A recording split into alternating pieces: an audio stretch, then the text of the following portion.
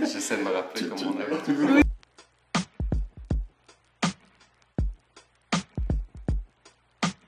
Nous sommes le collectif Muesli. Moi, c'est Joao. Moi, c'est Anna. Et moi, c'est Louis. Ensemble, nous travaillons sur des matières sensibles et on essaie de créer des œuvres réactives.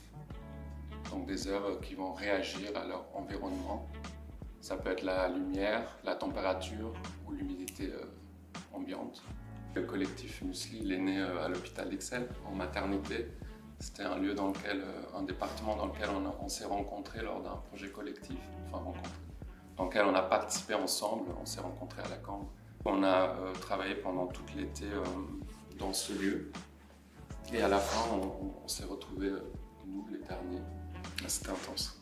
Et du coup on a décidé de créer le collectif et de continuer à vouloir exploiter des lieux qui ne sont pas normalement des lieux culturels, comme des hôpitaux. Oui, et à l'idée que des gens peuvent devoir vivre avec des travaux.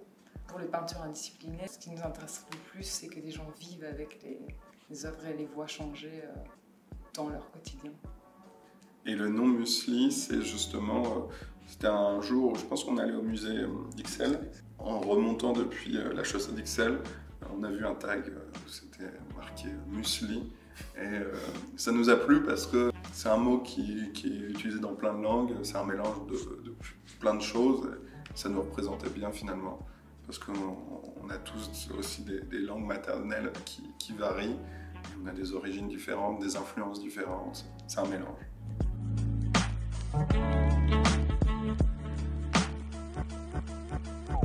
Et là, pour l'instant, on a déjà commencé à travailler sur le projet qu'on avait proposé ici pour Cultixelles, qui est en collaboration avec le laboratoire de glaciologie. On va travailler sur des carottes de glace et le changement et la fonte de la glace. Vraiment, ce qui nous a lancé dans ça, c'était les billes de silice. On avait fait une installation, une en Angleterre et une à l'Iselle. C'était des billes de silice dans lesquelles se trouvait un indicateur chimique. Cet indicateur chimique intégré dans les billes de silice varie en couleur, passant du orange au bleu-vert bouteille. Et on avait fait donc des installations avec des îles de billes de silice qui étaient capables d'absorber l'humidité ambiante et vraiment c'était comme des cellules, c'était vraiment par l'extérieur que la couleur commençait à varier et c'était très lent mais c'était un processus qui se faisait en à peu près 48 heures. C'était vraiment des idées qui nous tenaient à cœur depuis longtemps, ces choses changeantes, mais on voulait quelque chose aussi d'autonome qui pouvait revenir en arrière par lui-même. Et donc c'est comme ça qu'on s'est tourné vers des chimistes, qu'on a continué aussi nos recherches pour arriver vers des indicateurs complètement autonomes et capables de bouger en va-et-vient continu. C'était déjà avec l'ULB. Il y avait aussi Louvain, la Neuve. Oui, et même Namur. En fait, on travaille avec pas mal d'universités parce qu'en fait, on se rend compte que tous les chimistes ont vraiment des spécialités très différentes. Ouais. En fait, à chaque fois qu'on rencontre une nouvelle personne, ça nous apporte toujours des nouvelles réponses. C'est toujours extrêmement bienveillant et accueillant, ils sont toujours très contents et heureux de partager.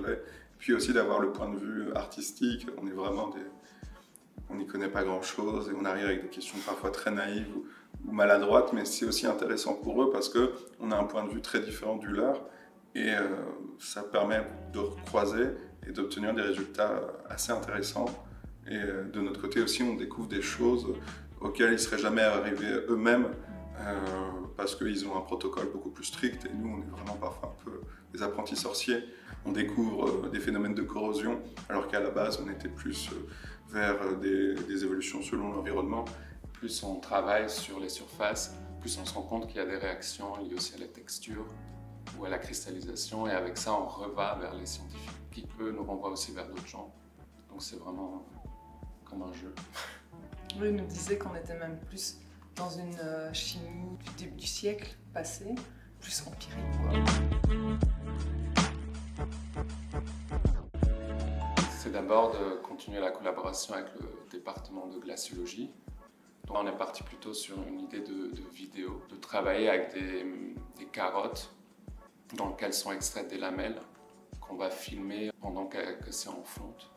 Tout ça sous une lumière polarisée. Sinon, concernant les peintures indisciplinées, l'idée c'est de trouver aussi d'autres indicateurs, de tester, d'expérimenter d'autres surfaces.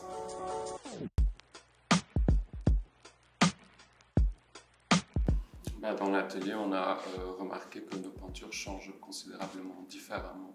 Et du coup, ça permet d'accélérer certains processus ou de positionner les peintures ailleurs pour voir en peu de temps comment elles vont varier. Mais aussi pour nous, c'est un espace de taille qu'on n'a jamais eu et qui permet vraiment d'être plus flexible.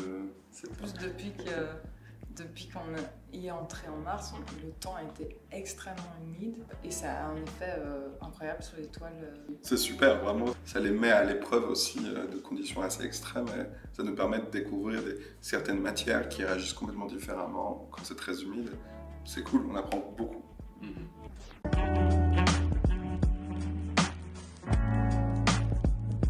Mais en fait, grâce à l'atelier qui est rue de l'Automne, on a découvert le cimetière XL. C'est vraiment un super beau cimetière, on y est souvent seul.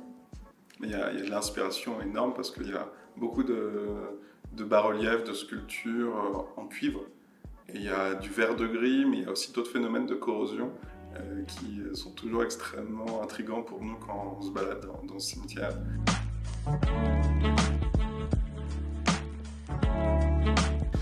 Il y en a plusieurs, il y a quelques galeries, dont Mélène de Clercq et Irène Daube.